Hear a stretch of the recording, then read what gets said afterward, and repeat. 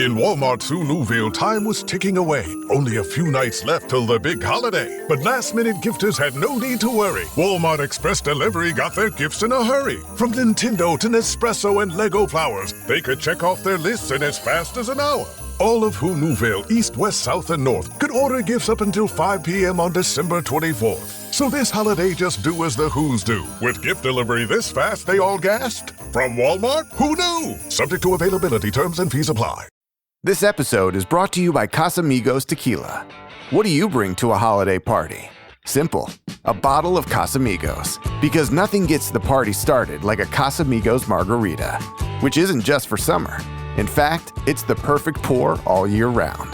Casamigos is the gift that always feels right. Because anything goes with my Casamigos. Please drink responsibly. Imported by Casamigos Spirits Company, White Plains, New York. Casamigos Tequila, 40% alcohol by volume.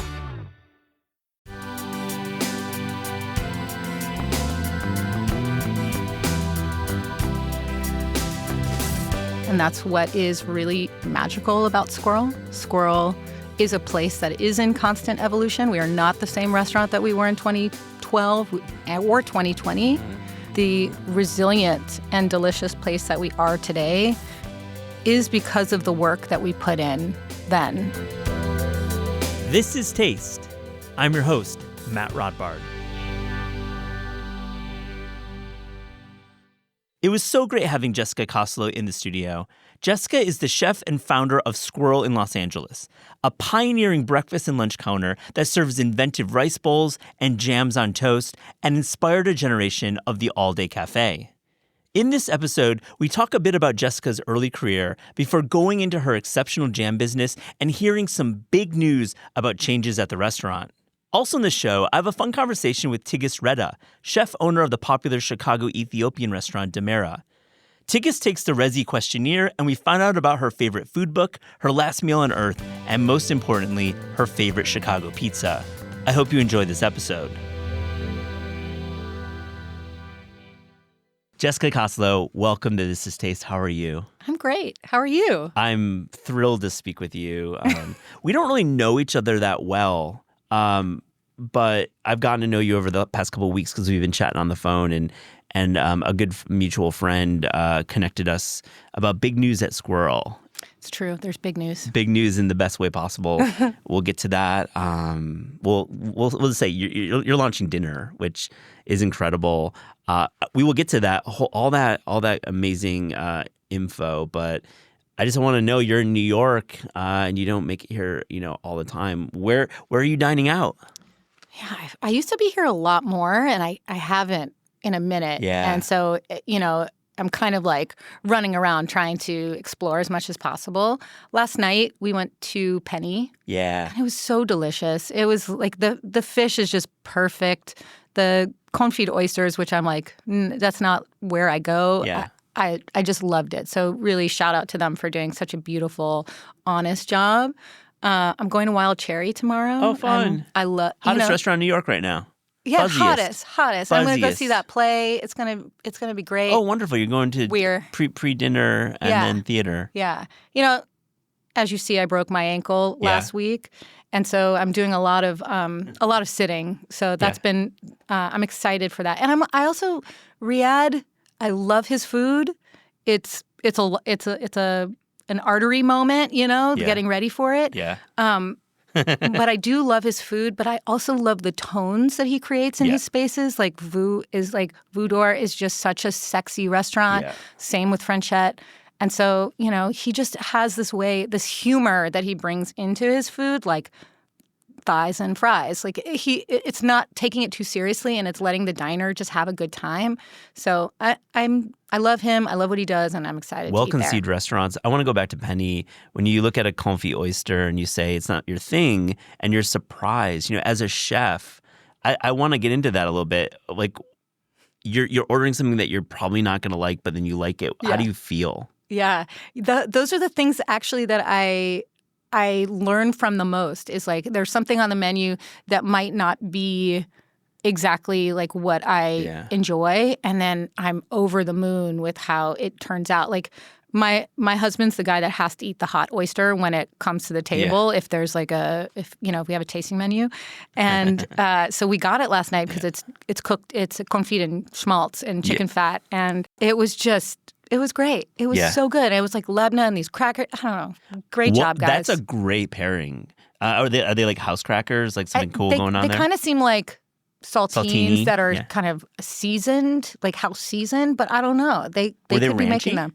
No, they were like paprika, cool. Like Old Bay seasoning vibe. Yeah. So that was a win. And also the person I was with didn't really love like pumpkin and bonito, but we got it, and the pumpkin was actually not in my perception or my thought. It'd be like chunks of pumpkin, shade bonito, Yeah. But it was the juice of pumpkin that had been reduced, sitting in this bed of bonito fish. And the actual like meat of it. They reversed your perception. You thought it was going to be vegetable forward, but it went protein forward. Yeah, that also has to. That would take me on a tangent to talk about menus and how they're built and how you write them out. Yeah. Because like the perception of what I thought didn't match the actual dish. And those are the things that like excite me the most when I'm completely surprised and overjoyed, which I am often. Yeah. I've always wanted to ask you this. Your Instagram is great, first off, a great follow, but you've had the handle Prosciutto Snacks forever. What's the genesis story of that name? I don't. It's kind of like a Swift thing where I like my Instagram is totally like I don't have anything on there really right now. You have in the past though. I did in the past. That's what I'm saying. It was a fun follow. Yeah, and then I wiped it, and I wiped it to kind of like. I will say this: I'm the person behind the Sqirl Instagram, so I'm posting there, and I wanted for a moment, and it's still that moment, to like live my life and like have those experiences be mine. Yeah. And it's been a really healthy thing for me. And I'll get back there. I think with dinner coming out, like I'll be posting a lot more of like what is the behind the scenes, which I always find fascinating. Yeah. It's like those behind the scene moments of like a show that can correlate to the restaurant. But Prosciutto Snacks is for my dog. My dog is turning 13, and I got him from a customer who came into the restaurant with him. Oh my. And I was like, I really love this guy at the time was like, hey, I really love your restaurant. And, there are these spots on the plates, and it was coming from, we needed like a salt in the salt that goes in the water to take the calcium spots off of the water. And I was like, oh, thank you so much for your feedback. And I love your dog. And he was like, oh, I just found him. Do you want him? And so oh my goodness. In my hospitality tone, I was like, yes, I will take your dog. And so I ended up, in order to, make a better experience, I ended up with the love of my life, which is my pup. And he just lives a life of Prosciutto Snacks. So Prosciutto Snacks is all for the dog. Yeah. It makes perfect sense. Yeah. And I it's feel such like, an LA thing. I'm sorry. I'm going to like to say, would you like my dog? I just found him. And you're like, sure. Yeah. That is like in New York, I feel like that does not happen as much. Yeah. California rules, by the way. This is all upside positive here. I think in California, people are more willing to like take a moment to talk to a stranger. Yes, and, very true. Like see how they're doing, or be like, hey, we have the same bag, or cute dog. And especially at Sqirl. Sqirl's like a very dog-friendly place. So, that's just the genesis of Monk. Let's get to Sqirl. I've been a fan and a customer since the first year or so. I absolutely adore the restaurant. The Sqirl pesto rice and the pancakes. I've been ordering those, and of course the toasts with jam and dairy and beautiful pairings there. And I just have been such a fan of your work, and I think you've been really ahead of the curve on a lot of trends that we see now everywhere, and that's a huge compliment. I hope you take it that way. I would like for our audience who maybe knows the name Sqirl but hasn't been able to make it to your restaurant in LA, how do you like to talk about it? Like what we call it at Sqirl is contemporary fine dining. And during the day, it is casual counter service, chef-driven, market-driven. And at night, it is service at the table, but it's still casual fine dining. And what I mean by that is like there's some heavy technique behind the food, and at the same time it looks really simple, and it also can feel like nostalgic and something that you know, and also done in a completely different way. So that is how I would describe the restaurant. Is like people are like, oh, you have salads, sandwiches, bowls, and the answer is yes, we do, and it's provided to you in a way where you're like, how did those flavors come about? How did you make it that delicious? Let me go try it at home. And then they try it at home and they're like, nope, can't make it, you know? I mean, absolutely. There's so much technique. I think I draw comparisons to Momofuku in many ways. I think when that launched in New York, it looked simple, buns, rice cakes. But as we know through the mythology of Momo, there's so much technique and really fine dining background like yourself. Just like fine dining really is the root of it, but no point of service. And I remember visiting Sqirl maybe 3 years ago for brunch, and just you were working. I mean, I remember just being like, hey, I don't know you, but what's up? And this is part of Sqirl, is you being there. It seems like it's been a really important part of it. Yeah. I mean, maybe to the chagrin of some of my team members sometimes. But I am, if I am home, I am there. It's a 7-day-a-week thing for me. Unbelievable. I'm still on the line on the weekends. I have started to take Saturdays off. I am on the line on Sunday. I love being on the line on the busiest day. I love seeing what the crunch points are. I love, as a team, that we talk about like things that are challenging and how to like move through them. And I wouldn't be able to kind of get that feedback if I wasn't present. So yeah, I'm there every day. Where'd the Sqirl idea come from, the rice bowl? That is a Trogra sorrel. No, is that a Trogra? Yeah, it's cool. A Trogra sorrel salmon situation. Tribute, yeah. Yeah, so it was my love of that dish, and then wanting to try and filter that green into the rice that was coming from this really beautiful Japanese farmer who had brought this grain of rice varietal over in the early 1900s. Yeah, and just making a flavored rice with a vegetal and sour flavor profile that got a lot of people thinking about rice who maybe didn't have rice as part of their diet, historically, or just in general, just like craving rice. It's pretty remarkable. Yeah, I mean, it can be polarizing because some people are like, it's sour. Yeah. And the other thing that's interesting is that it has these layers of fermentation in it. Both the crispy rice and the sorrel have these fermented preserved lemons and lacto-fermented jalapenos since the beginning that are all like made in-house. And that like layer of lactic acid just brings this other kind of like umami thing to the table that is very craveable. Yeah, for me. And also a little, in some ways, like more, I would say, in a Middle Eastern flavor profile as well. So you're challenging like where it's coming from. It is craveable, and you're like you see greens, you're thinking, oh, it's going to be like a Genovese pesto. Yeah, and you're like, oh, of course it's going to be pesto rice. But then you're like, oh, and then you get the little, the fermented peppers, and you're like, oh. The cool thing too is that by bringing this to the table, it required Coleman, farmer in LA, to start growing a lot more sorrel, and so he began having like a renaissance of in LA started to see sorrel in more places, and it was great because it allowed him the opportunity to like, grow an extensive amount for service. Yeah. If you're like me, your skin needs some extra care this time of year. All that cooking for family and friends has me busy dipping into my favorite cookbooks. And Matt, I've been spending so much time in the kitchen trying to perfect my roast chicken. How hot it is all the time, it's doing a number on my skin. Yeah, man, I've been working through a bunch of these new cookbooks, including David Leibowitz's re-release of Ready for Dessert. Now, I've been eyeing his nectarine raspberry upside-down gingerbread cake, and I made a couple batches of his buckwheat chocolate chip cookies. Honestly, the cookies turned out great, but in the end, all that time with the flour and the dough, my skin is a wreck.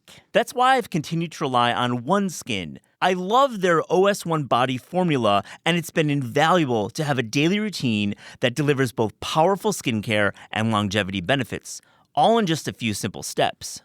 OneSkin also just launched their limited edition holiday sets, including the Nightly Rewind gift set, which is one of those rare gifts that's both impressive and genuinely useful, providing an upgrade to anyone's nightly routine.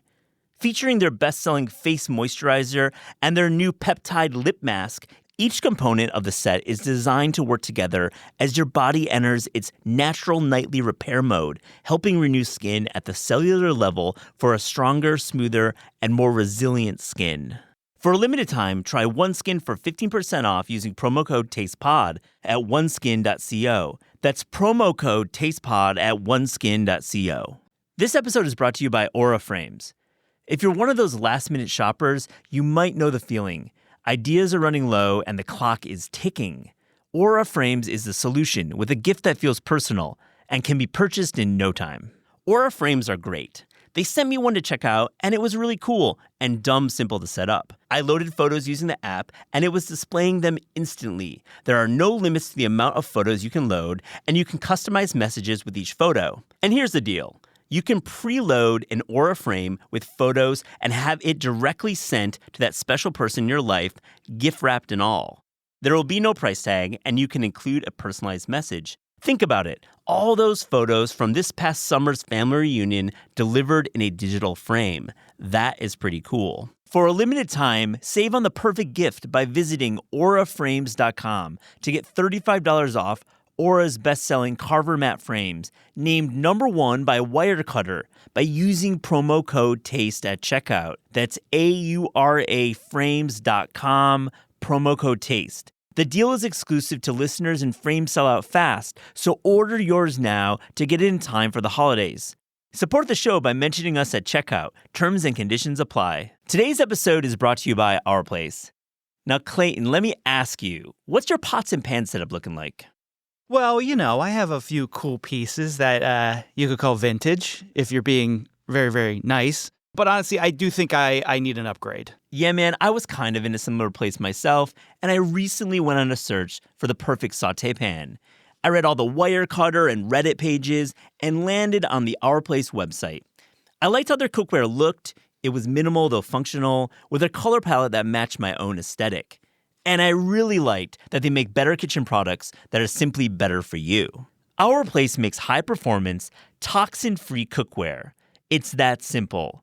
Their products are made without forever chemicals like PFAS and PTFEs. I had to Google that, and man, that stuff is nasty. So you can cook confidently without wondering what's in your pan. Stop cooking with toxic cookware and upgrade to Our Place today. Visit FromOurPlace.com/taste and use code TASTE for 10% off site-wide. With a 100-day risk-free trial, free shipping and returns, you can experience this game-changing cookware with zero risk. That's FromOurPlace.com/taste and use code TASTE for 10% off site-wide. I want to go back to your background in dining, and you worked for Ann Cotrano in Atlanta. I didn't know that actually about you. Talk about that era of your training, of your career working with her, and kind of what you took away from that experience. Have you talked to her before? I have talked to her not on the microphone in this show. It would be amazing, but I love Atlanta. It's one of my favorite cities in America, and I've been able to meet her. Yeah. Yeah, I feel like you should talk to her, and more people should know her, because she, in my opinion, is the Alice Waters of the South. And has brought so much to the culinary industry. Yeah, absolutely and should agree. be championed for, there's very few people like her, and part of it is, being a woman, in this industry is so challenging, and she has a legacy of Bacchanalia, which has been around since the 90s. Yeah, definitely the 90s. And for me, I had moved to Atlanta in 2005, and I wrote her a letter. And it was a time when people didn't really write letters. You get emails all the time now saying hey, I'd love to stage at your restaurant. Yeah. Please hire me. I don't want to work in this industry. And I had just graduated from school, and at the time was baking as well, and had wanted to go full in. And she invited me in, and she laughed, and she gave me a job. And I worked as a pastry cook. She laughed? Oh, yeah. She was like, what is this letter? Oh, she laughed at the letter. Yeah. She laughed at what is this letter? Nah. just a different time. Yeah. I don't know if people just showed up back then. And so the pastry chef, Carla, is still there, by the way, and still working her magic. And I worked for Carla and I worked in every department. I worked at Bacchanalia. They had a very fine dining restaurant called Quinones at the time as well. I also ended up working at Abattoir, and she also has Star Provisions, which is this market. Yes. And in a way, so cool. What happened there was it was the first time that I got to see, like, the farmers markets don't really exist in the same capacity that they do in LA. And the farmers would come and drop everything off at the restaurant. And it was the first time that I really was, like, able to see how things were grown, brought, and then preserved and canned. You saw some like dirt on some boots in the back door, which maybe wasn't your background previously. No, absolutely not. And it was everything from like full animal to pickles to the fruits of the season. And it was our job when they came in to, preserve, squirrel these things away, right? Yeah. And I was like, okay, if this is happening here, what are we doing in California where things are just, we make 80% of the produce that goes to the rest of the United States? Like, what are we doing with that? I had grown up with not the idea of preservation for preservation's sake because we'd have so little. So I think her working there really is the reason why I took that back to LA and why Sqirl is kind of what it is now. We have this like market situation as well that feels, like a 2% of Star Provisions, but she really has a lasting way in which I see. It's really cool that you connected that ethic in Atlanta and you take it to LA, and it's a place where, of course, Michael McCarty is talking to farmers in the 70s, and there's a history of working with farms.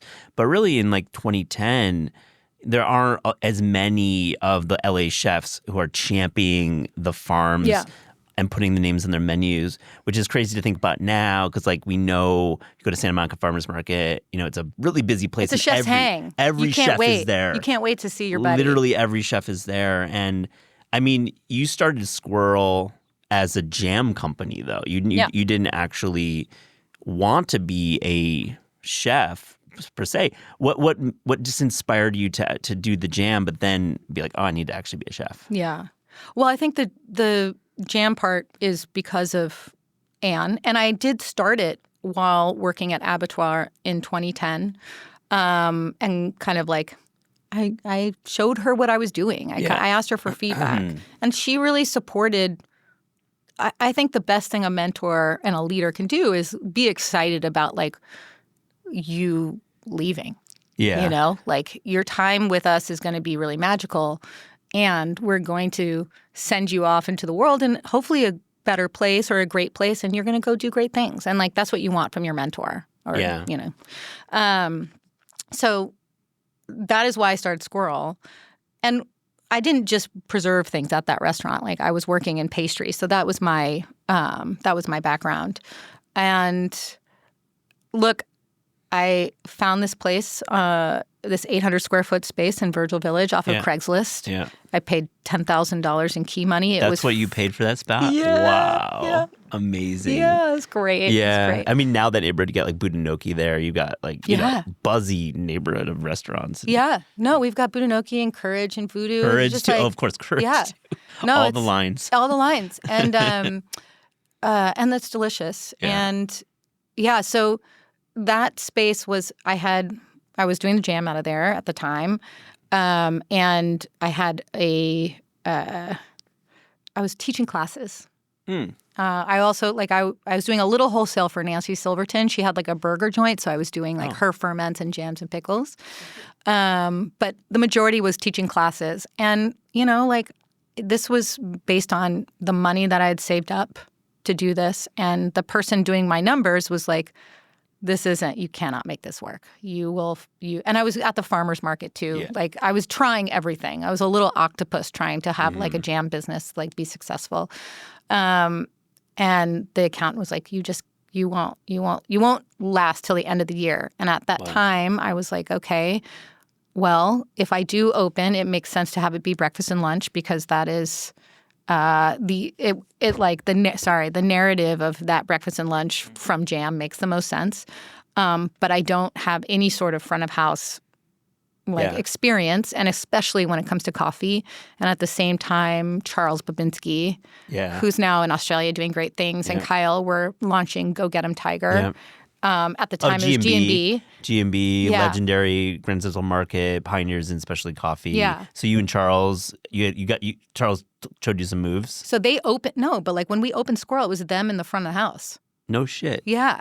So they were doing G&B pop-up. They were doing G&B pop-up at the front of house. They did all the coffee. They did all the front of house service, and we did all the back.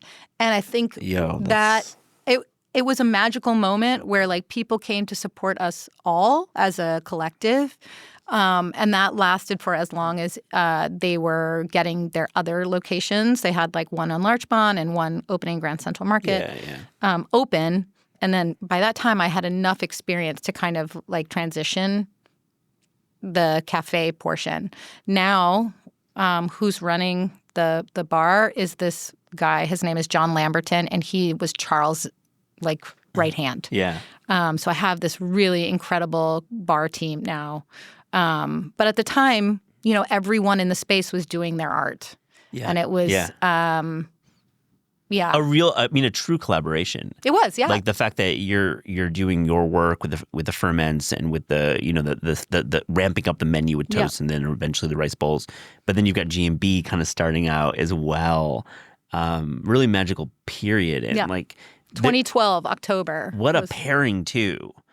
And this is ahead of the curve. Again, people, especially coffee in LA that has a history, but people aren't thinking about the cold drinks they're doing at G&B. And then, of course, these toasts. Again, how many times have we seen this concept in the world? And you can pinpoint LA 2012 as a place where it really started it. How do you feel about that legacy?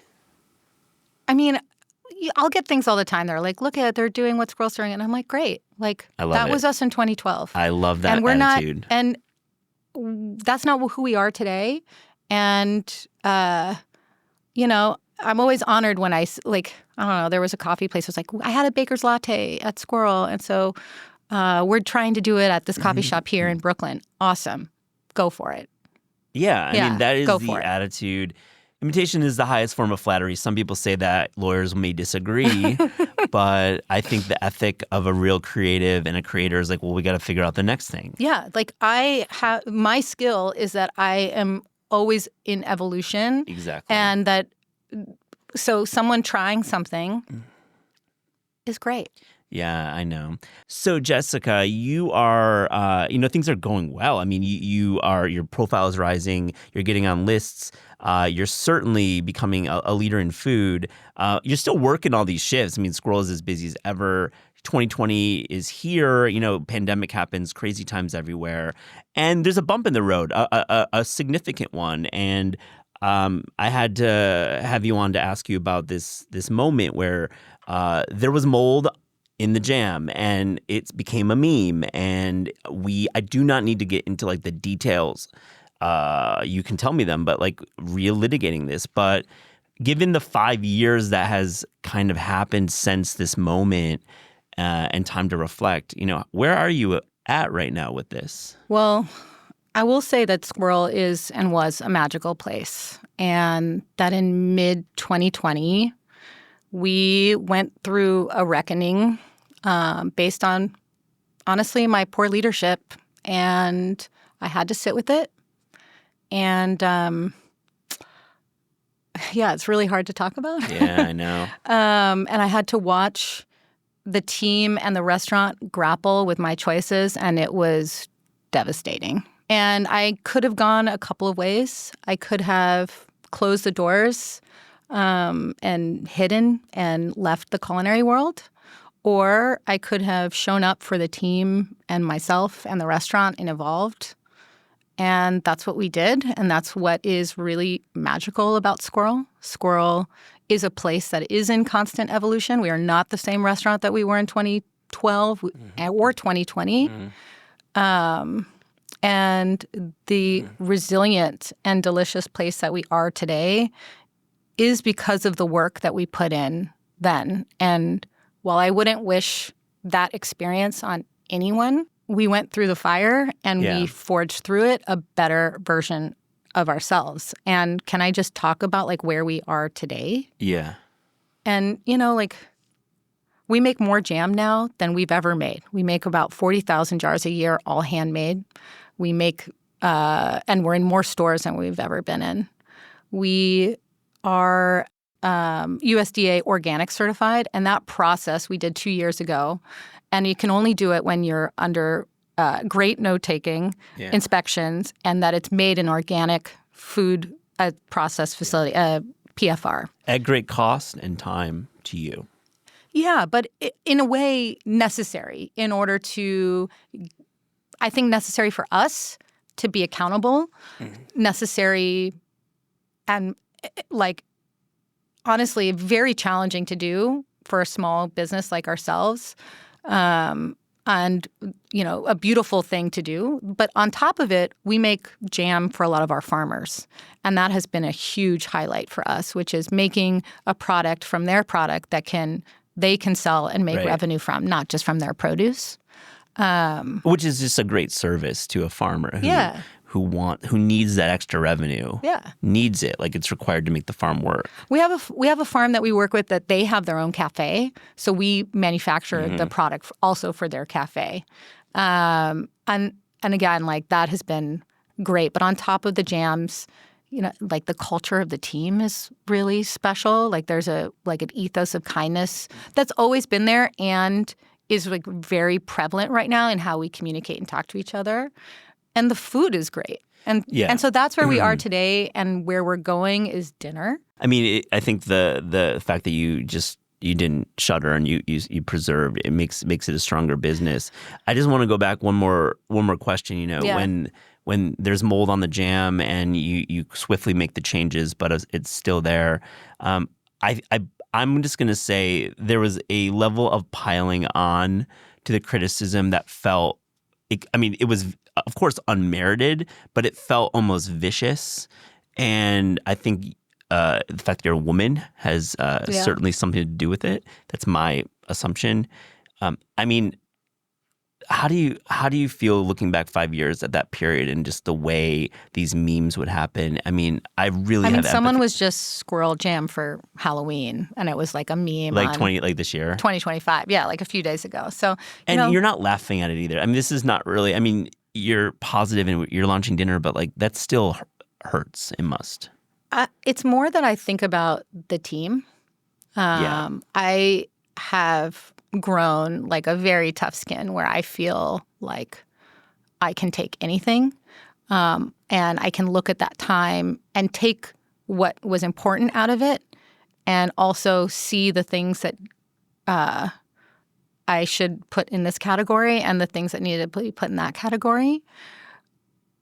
When I see these things, I think more about them and how to make sure that we continue to be the best versions of ourselves so we don't go through anything like that again, so we are a safe place. But, you know, I won't be able to control people's kind of like meowiness. And that is something that I had to learn is just like you see that and you just go, okay, well, we're still doing great work. And, you know, find the pride and passion in like the work that we're doing because the work is really hard. You know, like I don't know too many people, restaurateurs, places that are actually manufacturing their own product, and it can be messy. Well, not just manufacturing, because, you know, you sometimes restaurants have like a little shop or it's gifts for guests and they have a small production, but you've mentioned Sqirl Jam is in more stores than ever. And this is like a real CPG company in addition to running this business, this restaurant, and you've got double P&Ls going. I mean, I want to hear a little bit about the jams that you're selling. I mean, I love them, and when you pick them up, you know, you've got these wild flavor combinations, and the quality is high.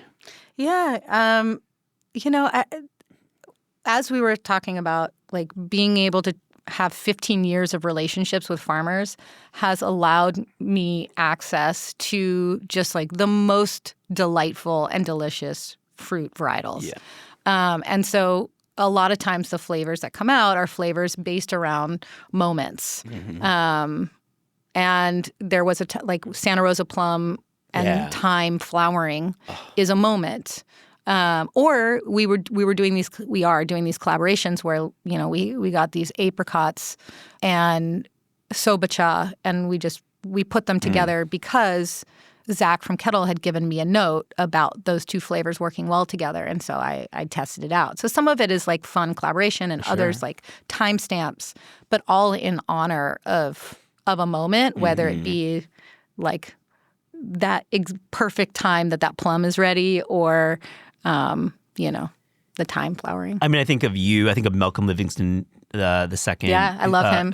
I love him too, and I think both of your pastry backgrounds just makes the CPG extension so much better and exciting. And I love his. Can we give August a shout out right now? No, we got to give August a shout out. I mean, I don't know where you find it here in New York. I know. Unless he comes and makes it. I think it's when he rolls in with a cooler and he's dropping it. But of course, you can get them at Kettle. That collab at Kettle, I got to try that recently, and it was amazing. In LA? Yeah, in LA. Cool. Yeah, awesome. I loved that. But I think there's something about having a pastry chef do a product like a jam or a handheld. Yeah, it's exceptional. Yeah, and I do love the idea that it can live outside of the four walls of the restaurant. Yeah, totally. And it's something that you can take home as an extension of what we do, and the preservation aspect of fruit, and that it can like live a joyful life in the morning.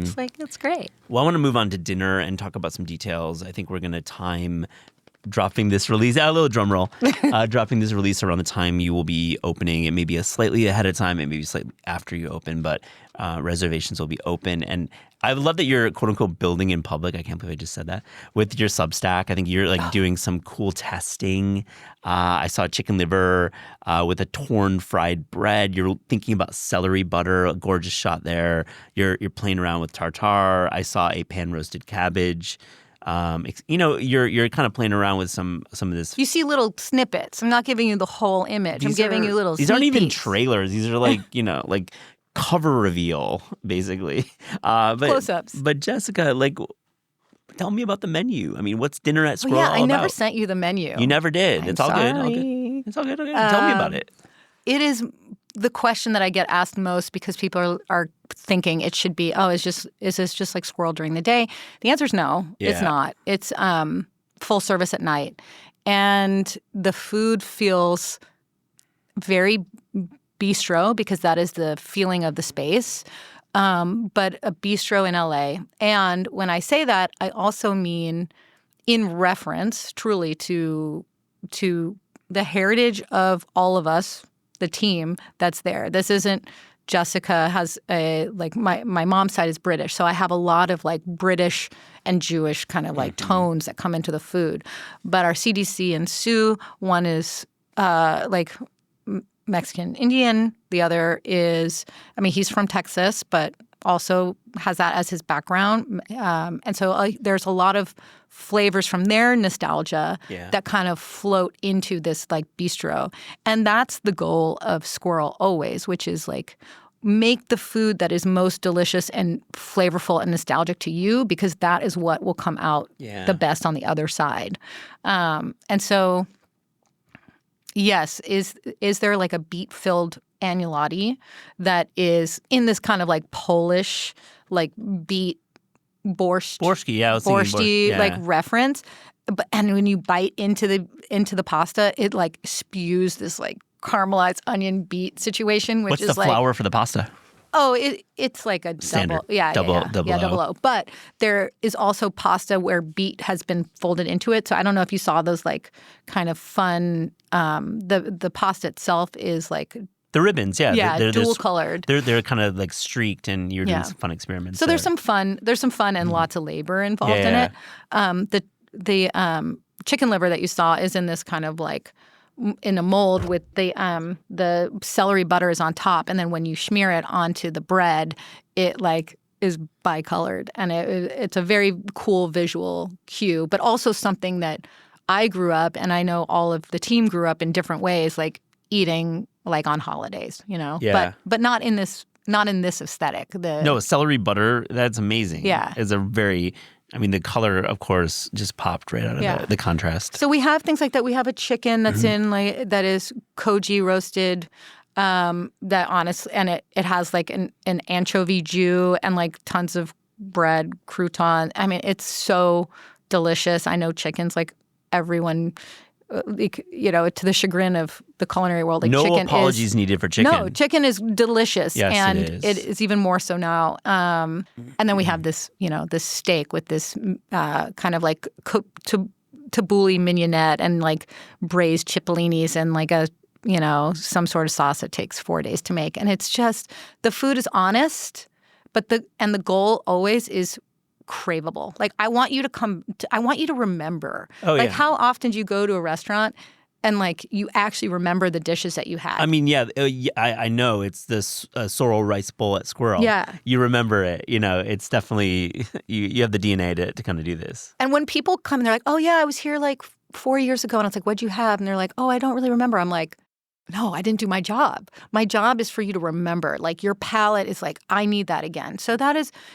like the foundation of the menu. But it feels very bistro, and like what we were saying about AM, where, oh yeah, what's Sqirl? Salad, sandwiches, bowls. Yeah. And you could say the same thing, like a chicken, a steak, some potatoes. Like, but is it? No, it's like an order the full menu kind of menu, or are there going to be 20 plus menu items? There's 20 plus menu items. I like that. I appreciate that.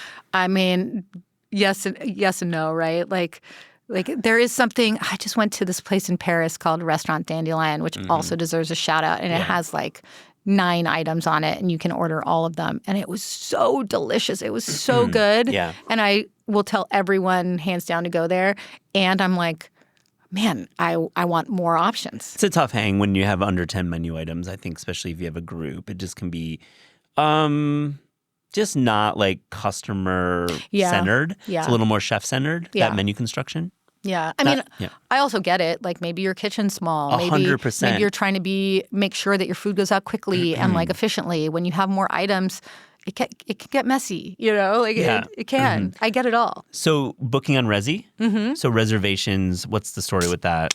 Follow the Substack and we'll let you know first when they come out. Yeah. I have a feeling like reservations we'll kind of soft launch somewhere in early December. Okay. And we're shooting for December this year. December opening. Yeah. So but maybe it's a little later. I think we're in December now. If we're recording this in November, but we will run it in December. Oh, thanks. It's the magic of podcasts. Oh, cool. Magic of podcasts. Beverage. Yes. Because I feel beverage. Oh yeah, we can't forget about beverage because LA's beverage scene to me is extremely exciting. Oh, tell me why. Tell me because where you've alcohol gone. is not centered always. It is centered in beautiful places, and there's great wine shops and great beverage service and cocktail bars. But LA is a town that is probably drinking less than any major American city right now, currently, for a lot of reasons. So while I know you will have a full bar and there'll be a big bar program, and I'd love to hear about it, you're probably thinking about some other things too on the NA side, which interests me the most. Yeah. Have you been to Cato? Of course. Austin's amazing. He's been on the show. God, he's killing it. Yeah. Maybe you should do the drinks at Sqirl. he's a partner at Cato. I'm kidding. He's not leaving. Yeah. I also love John, and I wouldn't. Yeah, no, we are kidding here. That's super inside right there. No, but let's just go back to this because if y'all need to go to one place for drinking in LA, I would suggest going to the bar at Cato. Cato is a very expensive and beautiful tasting menu. It was just there for my birthday, and cool. I love what they're doing. The bar program at Cato is next level. Best bar program I've had anywhere in the United States. And part of it is because his focus on NA, right? And it's not just like it was like the New York Times list that came out that was like less of, and so many people were like give me I don't know, I feel like it was Kim Syverson. It was like, I want less fake Negroni and give me more NA that's like dynamic and interesting, right? And that is true. That is something that I believe in, which is like, how do we make a very delicious NA program? And we already have, like, we have a water kefir that's on draft that we do. We have a frozen machine that we have an NA coming out of right now. Oh, great. And would we like to do like some sort of other NAs? Yes. And then, like we just hired we hired a bar manager for Sqirl, and she's coming from Kumiko in Chicago, where she was the head bartender there, and they won a beard for a bar program. And if I just like back up a second, Sqirl didn't get their liquor license till the day before Christmas of last year. Yeah. And that's really what was stopping us from opening, even like considering a dinner program, was that I knew that in order to like do the experience right, we needed the full experience, whether it's NA or whether it's not. Like we needed that full experience. So now that we do have that bar program where we have the license, having her on to like build that out is going to be very exciting. That will for be us. exciting. I mean, I just think with your connection with the farms, having an incredible lineup of shrubs and drinking vinegars and just going in that direction, which excites me. We already have that tremendously. too. Yeah. And I agree. I think agree more. that is what really compels me when I'm drinking NA in LA. I think Austin's doing amazing work with like teas and adding body through, steeping teas into other liquids. That's cool too. There's many ways you can go with NA. Before we get to taste check, you might have thought I forgot about this question. I prepped for it. You worked on American Idol. It's on your resume. All right, Jessica, tell me about working on this show. Do I have to? No, exactly. No, it was fun. The cool thing. So I left Anne in 2007. I went back and worked with her in 2010. But I moved to New York, here, this beautiful city. Yeah. And I ended up getting a job because of my degree at Fox, at News Corp, and I became a producer for American Idol. And it was all digital production. So like all the videos behind the scenes, and I was like a fish out of water. Mm-hmm. You kind of like you sink or swim, and I swam.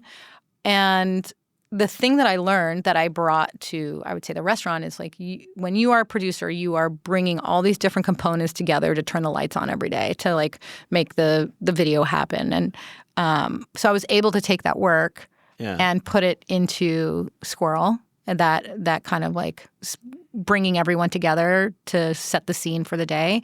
But working on the show, I voted. I called in. You called in. I made sure to vote. Were you working like the audition lines out in like a Jersey mall and doing those shoots? No. I was doing like top 10 shoots that was like behind the scenes of the top 10 for Coca-Cola.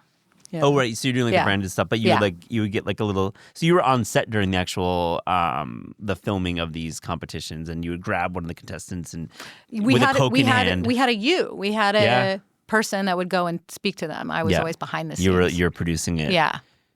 I mean, wild job, but clearly connected to project management. Yeah. Which is like the job of a wild job. This episode is brought to you by OneSkin. If you're like me, your skin needs some extra care this time of year. All that cooking for family and friends has me busy dipping into my favorite cookbooks, like Von Rieland's latest about cookies. I'm really loving what this guy does with coffee in his cookies. Coffee, it seems, is the secret to winning a holiday cookie competition. This busy season also has my skin in a pretty interesting place. Baking 3 dozen Linzers will do that.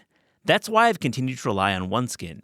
I love their OS1 body formula, and it's been invaluable to have a daily routine that delivers both powerful skincare and longevity benefits, all in just a few simple steps. OneSkin also just launched their limited edition holiday sets, including the Nightly Rewind gift set, which is one of those rare gifts that's both impressive and genuinely useful, providing an upgrade to anyone's nightly routine. Featuring their best-selling face moisturizer and their new peptide lip mask, each component of the set is designed to work together as your body enters its natural nightly repair mode, helping renew skin at the cellular level for a stronger, smoother, and more resilient skin. For a limited time, try OneSkin for 15% off using promo code TASTEPOD at oneskin.co. That's promo code TASTEPOD at oneskin.co. This episode is brought to you by Tempo. We are all really busy this time of year, and sometimes cooking is not an option. Though we crave a healthy, creative, home-cooked meal that an Uber Eats delivery or slice of pizza isn't going to satisfy. Tempo is a smart solution. Delicious pre-made meals, creative and always interesting, arrive to your door perfectly portioned for lunch and dinner and ready to eat in just 2 minutes. I recently gave Tempo a try and I was super impressed. The 3-cheese broccoli chicken orzo with roasted honey carrots was exactly what I wanted after a busy day interviewing chefs and writers in the podcast studio. Sometimes you just don't want to think about dinner. And honestly, I'm one of those people sometimes, and Tempo was the solution. With 20 meals available for delivery each week, mealtime is never boring. And for those macro counters out there, Tempo is a smart option. For a limited time, Tempo is offering This Is Taste listeners something pretty amazing. 60% off your first box. That's 60%, which is pretty close to free.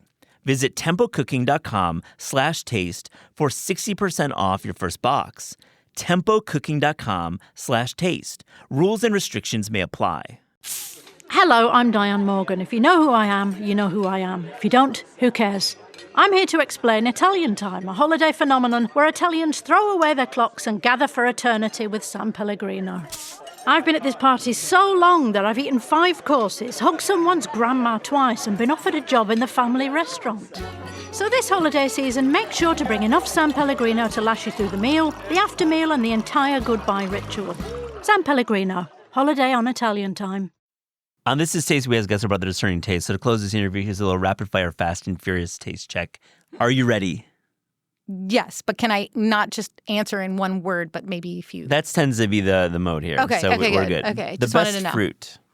Okay, quick story is that I hated fruit growing up, and this is why I do what I do, because I would take fruit and spit them out as a little kid, and going into the pastry world was my way of turning fruit into something that I would eat. Now, the way that I eat fruit is in small, tiny bites to check the brightness of their acidity, because I like a high acid fruit to go along with the sugar or, the preservation that we add to it. So I love a Satsuma plum. I love a Blenheim apricot, something that tastes like it's from the backyard. Things I don't like, because I like commodity bananas, commodity melons, things that just stink up a room.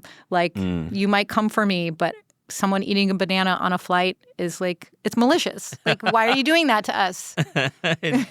It has a bouquet, so to speak, that is not great. I know everyone loves them.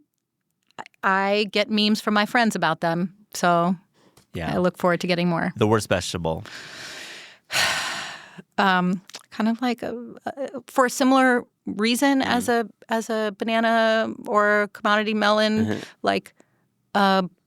green bell pepper. Yeah. They just take over. They take over the item, the meal you're creating, instead of bringing harmony. Yeah, it's so vegetal. Yeah. It's like glue. Why? It tastes like glue or something. What's yours? What do you hate? My worst vegetable, these days I'm thinking any summer squash.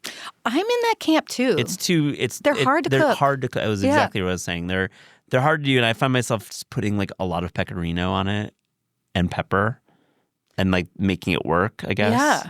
Yeah, I agree with you. I feel like you gave me a look like that pairing is bad. No, that pairing's great. That's an honest pairing. No, I'm not self-conscious at all. I was like, okay, am I doing it right? Because I think pecorino and pepper works. Yeah. But it's a hard hang for me. All right, let's do. What is your typical breakfast? It's just typical. I like a piece of toast with some nut butter and jam. Why not? I mean, after this many years, I still eat the food at the restaurant. It's I eat it every day. Why would you not? It's the best. It's your food, and it's the best. The best dessert. I have a lot. Sure. I have a lot. I love a creme caramel, especially from Otofuku in LA. Yeah. I love a lemon tart. Josh Nyland does the best version at his restaurant in Sydney.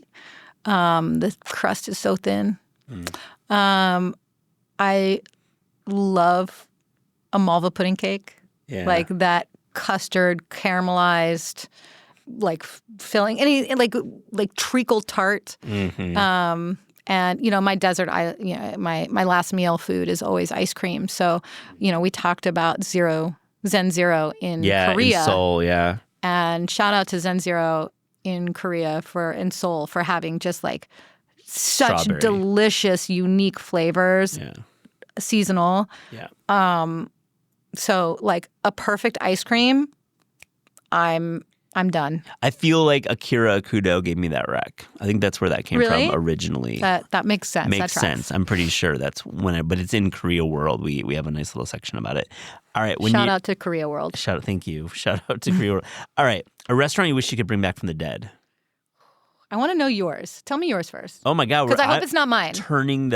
I still want to go to Kate's Joint again. Okay. In the East Village, what's that? vegetarian restaurant, opened between like 95 and closed in like probably 10 or 12. And funky place. I remember like going to CMJ and going there and hanging out afterwards. And like to me, it's just more like that era and that vibe. It was less about the food. Thank you for asking me. I guess I haven't said that in a while. I probably haven't said that. People once. should be asking you questions too. You have your knowledge is deep. Thanks, Jessica. Yours as well. So what is yours? So you're such an East Coast New Yorker answer, and mine's such a West Coast Angelino answer because mine is Suzanne Goen's Luke. Oh yeah. And that restaurant is in this gorgeous, beautiful building, and the food, like it was one of those places where you got an amuse, like you got like Castelvetrano olives and almonds at the table as a gift, and like what a kind gesture that is rare at restaurants these days. And the food was just always seasonal. She would have these Sunday suppers that were legendary. Her book, by the way, Sunday Supper, is a terrific cookbook. It's like people should own that as like a foundational cookbook. And it was just like the room, it was just such a joyful place. Like I went there when I graduated high school when I was 18. Like I had these moments where like I'm from Long Beach, so a little south, and we'd come up to LA, and it was kind of like the place we would go in LA. I love that. What a dream. I still make the Luke Brussels sprouts with pancetta and balsamic reduction for Thanksgiving. Every year it was featured in the New York Times in 2003. 2004, around then, and I still, to this day, it's my go-to. I feel like at the time, now it's like, oh, you're doing Brussels sprouts and bacon? Like, cool, me too. But then you're like, oh, legendary. And you just have to take yourself back to these moments of like where things kind of originated from, and that's one. That's one. When you're craving fast food, where are you going? Where do you think I go? I mean, if you're going to say In-N-Out, likely, but you're also possibly going to say Del Taco? Or you're maybe going to go. Wow, you went. I like that you were Del Taco. I know you're wincing at that answer. Yeah. No, I, those are my guesses. But are you a McDonald's person? No, my husband is. Husband's a wise man. Yeah, my husband's a wise man. That might be his answer. Actually, what's yours? I mean, obviously mine is In-N-Out. Like, there is nothing better than that griddled bun. Yeah, and. Again, like this is very sexy. I love raw onions on that burger. I do. Yeah. And just for crunch and the lettuce for crunch, it is a great burger. I mean, you weren't far off. Like I have a nostalgia for Taco Bell, for the cinnamon twist and like the bean. Like I would get the bean that burrito. I would get that as a kid. And I also have like the breakfast sandwich from Jack in the Box. From my like high school rave days. So I don't know. A different thing for different moments of my life. But if it was just one, is like In-N-Out, like ride or die. Yeah, I love those answers. I mean, LA is where fast food was born and where it thrives. I mean, it's car culture, right? Car culture. So how do you get into that? Couple more. Your favorite city outside America to visit for food? I mean, gosh. Every place is always a curious space. Look, I always go back to Paris and London. I think that like I'm always looking for food that is willing to take risks on nostalgic or like familiar dishes. So I find that Paris and London do the best job of like exploring like traditional meets like new mindset. Love Tokyo, love going to Seoul. Yeah. You've given us a lot. Yeah. You've given us a lot. Fair. Just, I could just keep going. It's keep going. It's unfair. Just unfair go question. travel. Go travel if you can. Yeah. You'll learn something. You'll be delighted no matter where you go. Last one, your favorite sandwich. These are good questions. I love the hamon beurre at Shailene in Paris. I love the little egg sando and the prosciutto with shiso that come out of Camelback in Tokyo. I don't know if you've ever been there. No. But that little egg sando at Camelback is so Japanese and just like it's perfect. Like the bread is perfect, the egg is done so well. Like those are the two, breakfast and lunch. Jessica Koslow, what a fun conversation. Thank you so much for joining This Is Taste. Thank you so much for having me. Tigis Reda, welcome to This Is Taste. How are you doing? I'm good. How are you? I'm great. I mean, I'm excited to hear all about your life. We're doing the Resi questionnaire, so lots of great questions. But first, tell me a little bit about your restaurant, Chicago Demera. You've been open nearly 20 years. I mean, that's incredible. Yeah. We've been open 18 years. I think we're celebrating this week of 18 years. It's been up and down. Like, the restaurant business is never easy, but it's what I love to do. And we keep coming back and staying strong. And for that, we are like a Chicago staple restaurant. But we opened 2007. The Cubs hadn't won a World Series yet. Right? It's been so many years. But like, tell us a little bit about your cuisine and a little bit about, 18 years, that's such, staying power. I mean, what are some of the most popular dishes? We do like authentic Ethiopian. So everything you eat is with the injera, which is our flatbread or like almost utensil. We eat it with everything. But I think the most popular is Demera Masab, which is, I think we created in the beginning in the menu where we wanted people that never had the food, they can try a few items versus one menu item. So it's when you walk in, like if you pick Demera Masab, you get to try 3 veggies, 3 meat. But that became like what people wanted to do. And like 70 to 80% of our order is that. So that just became our staple Wow. menu. When you opened up in Chicago, what was Ethiopian cuisine known that well? Yeah, like especially in the north side, there was, I think, like in Wrigley Field, was about 4 or 5 restaurants, and then they start closing, and then it went a little bit north, like to Edgewater and uptown.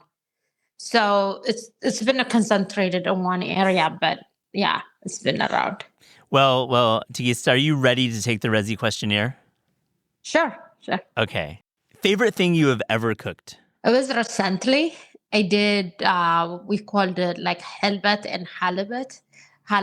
So halibut is like it's fava beans, red lentils, and fenugreek grounded and made. And then when you whip it, it gets foamy.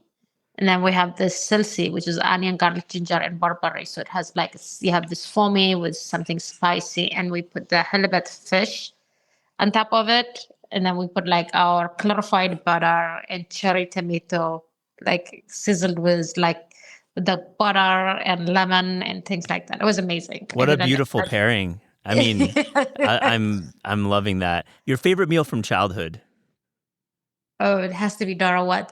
Like our national dish was a hard-boiled egg and injera.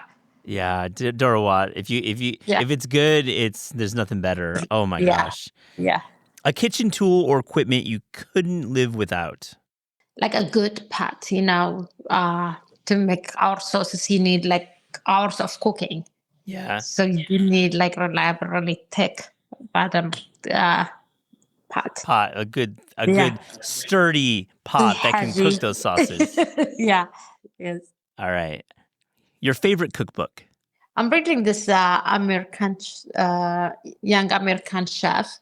by Kawami. Yeah, that's a great one. Yeah. I'm reading it right now, so I'm loving it. But that's a tough one. There are so many good That's a books. great one.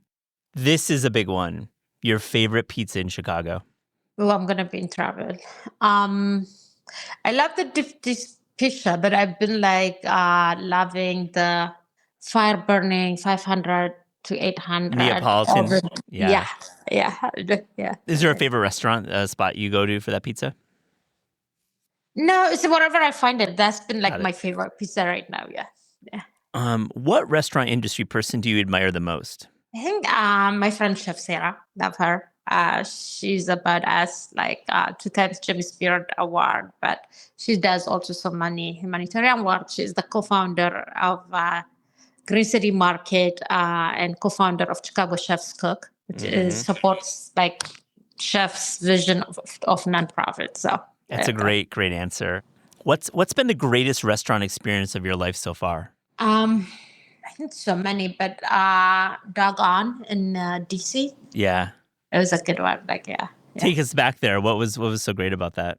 I think it's just like the perfect fusion of like Caribbean and African food, but also just, oh my God, the use of the ingredients. It was amazing. Yeah. Your greatest professional achievement? I think opening up a second location. Yeah. The way I wanted to open it, it's going to be in Bronzeville. We're opening in 2026, and it's going to have 5,000 square foot kitchen, which I'm like, can't wait for it. Wow. And a beautiful restaurant and rooftop. So that would be it. Oh, with a rooftop too. Yeah. I love this. This is great. Yeah. Is the menu going to be the same at Demera or new name? We're total? going to keep the authentic Ethiopian food, but we'll also have small plates that we're playing around, like, fusion food. So It's exciting. yeah, it is. What single dish best describes your personality? I think we have one that is, I like the beets. It has cinnamon, it has cardamom, it has onion, garlic. So just like very, not one thing, but many things. Yeah. And that's you? That's your personality? Yeah. I like that. Yeah. What is your wish for the restaurant industry? I think to get out of, to be back to where, it's always been tough, but it's just getting harder and harder. But where we find where it works for everyone, for the team, for the owners, for the chefs, and where it's really healthy and profitable, because restaurant is the toughest business, and like everyone has been working hard, but it's really been tough on chefs, owners, and the team. So like something we found, some way we found our ways. How do you get through your day then with all these challenges? I stay positive. I work out a lot. I do yoga and have family, friends, and good friends, like really good friends in the industry. So it's like talking with people in the industry and like sharing notes and maybe having a drink at the end of a long day with your friends. Yeah, absolutely. If you could eat through a city for a day, where would you go? Chicago. Chicago is wonderful. I love that answer. Okay. Take me through that day. If you could go to a couple places, you're not working, it's your day off. I think I would go there's so many beautiful restaurants in Chicago. It'd just be it's a Mexican restaurant. Is it Italian? Is it Ethiopian? Is it farm to table? Like I would just kind of have one meal or sample everywhere. So yeah. I love that. Yeah. The one thing you can't resist splurging on when you go out for dinner? I think good meal. Like I want to taste everything. Like if I go out, I want to taste everything. Yeah. Is there one dish though that you're like, I have to order that? It's like my splurge. If I go to a restaurant, I wouldn't order. If I go there, I'll order it. Okay, I see. You go in with a plan. Yeah, I go with a plan. What do you value most in restaurants? I think the people. Yeah. The people, it's really pretty awesome. It's really hard, stressful job, but people come together, especially being there for each other. It's the people. Last one. It's your last meal on earth. What are you eating? That stuff, but I think it's gonna be Dora Wat. It has to be. That's your favorite dish. How do you serve? When you have Dora Wat, what's the whole table looking like? Dora Wat, by the way, takes you say, if you do it right, 6 to 8 hours to cook. You're cooking the onions, caramelizing the burger, right? But you have what is like, I use African hand chicken that's been stewed for a while. Yeah. And we have like hard boiled egg and cheese, like our aib, and some veggies. So I like veggies. I add veggie to it. Of course. Yeah. Well, thank you so much for taking the Resi questionnaire. It's been so fun speaking with you. Thank you.